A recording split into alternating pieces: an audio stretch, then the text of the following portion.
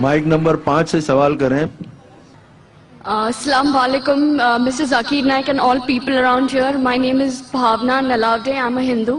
I have a question regarding music in the Holy Quran. Is it mentioned anywhere in the Holy Quran that listening to music, I'm not saying watching music, but listening to music is haram? And if it is so, Mr. Bismillah Khan, ایک مشہور فنکار ہے, he has an argument with someone that listening to music is very soulful and relaxing to the soul. So if you could please defend or have an argument about this, that how is listening to music haram? Thank you very much. بہن نے سوال کیا ہے کہ قرآن میں کوئی آیت ہے جس میں لکھا ہے کہ میوزک حرام ہے. قرآن میں لکھا ہے اطیعوا اللہ اطیعوا الرسول, obey Allah obey the message, Allah کی بات مانو, اللہ کے رسول کی بات مانو. تو قرآن یا صحیح حدیث میں موجود ہے, ہمیں ماننا چاہیے. قرآن میں ڈائریکٹ ورس نہیں ہے کوئی صاف الفاظ سے کہ میوزک حرام ہے, انڈائریکٹ ہے. لیکن اللہ کے رسول کی حدیث میں ہے, صحیح حدیث میں لکھا ہے کہ صرف ڈف ہوتا ہے ون سائیڈڈ ڈرم, ڈف الاؤڈ ہے, اس کے علاوہ باقی میوزیکل انسٹرومنٹس حرام ہیں. یہ صاف طور پہ لکھا ہے.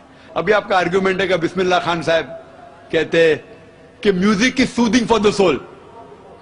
میرا دوست کہتا ہے شراب بھی سودنگ فار دا سول ہے, شراب سے مجھے سکون ملتا ہے. ٹھیک ہے بھائی, آپ کو سکون ملتا ہے, لیکن اس سے نقصان زیادہ ہے.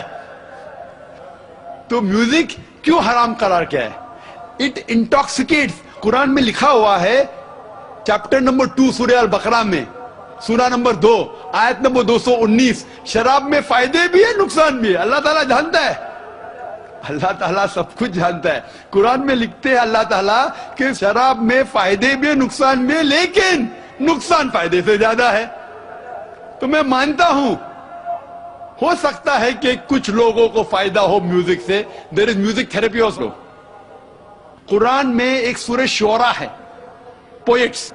قرآن شریف شاعری اور گانے کے خلاف ہے, حرام نہیں کہتا ہے لیکن اکثر خلاف ہے. کیوں؟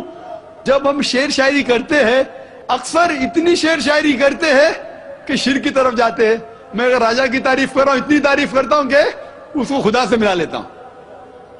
کچھ لوگ نعت پڑھتے ہیں محمد صلی اللہ علیہ وسلم کے بارے میں, نعت پڑھنا اچھی بات ہے, بہک جاتے اس کو اللہ سے ملا دیتے ہیں, وہ بھی حرام ہے. کہتے میں نے ایک عرب دیکھا بنا عین کا. عرب دیکھا بنا عین کا مطلب رب کو دیکھا. محمد صلی اللہ علیہ وسلم کو اللہ سے ملانا بھی حرام ہے. عیسیٰ علیہ السلام کو تو ملائے بھی حرام ہے, محمد صلی اللہ علیہ وسلم کو بھی.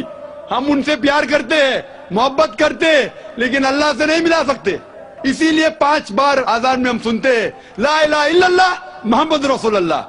ہم عبادت کرتے صرف اللہ کی, اور محمد صلی اللہ علیہ وسلم اس کے رسول ہے, اس کے بندے ہیں, اللہ نہیں ہے. تو بسم اللہ خان جو کہتے ہیں ہو سکتا ہے کہ کس کو سکون پہنچتا ہوگا, لیکن جب ہم میوزک لیتے اکثر کیا ہوتا ہے میوزک کے اندر ایک انسان بہک جاتا ہے. ہم گانے سنتے نا, وہ ہیرو ہیروئن سے کہتا ہے کہ میں تمہارے لیے چاند توڑ کے لے کے آؤں گا, ستارے توڑ کے لے کے آؤں گا. یہ ہم جانتے ہیں ایسا ہی نہیں ہے, تو بھی ہم گنگناتے. وہ کیوں میوزک ہوتی ہے؟ ہم جانتے کون چاند یا تارے توڑ کے لے کے آ سکتا ہے. ہم جانتے کتنے الفاظ ہم جب سنتے یہ گانے کے بکواس ہے, لیکن پھر بھی گنگناتے. نہیں سننا چاہتے تو بھی سنتے. گھر کے باہر بونگا لگا ہے 1 2 3, کیا 1 2 3, نہیں سننا چاہتے پھر بھی سننا.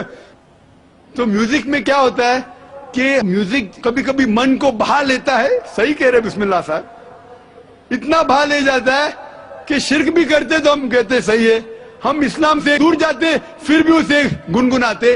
اسی لیے اسلام میں میوزک جو آپ کو غلط جگہ پہ لے کے جاتا ہے, ڈف کے علاوہ باقی سب انسٹرومنٹس اسلام میں حرام ہیں.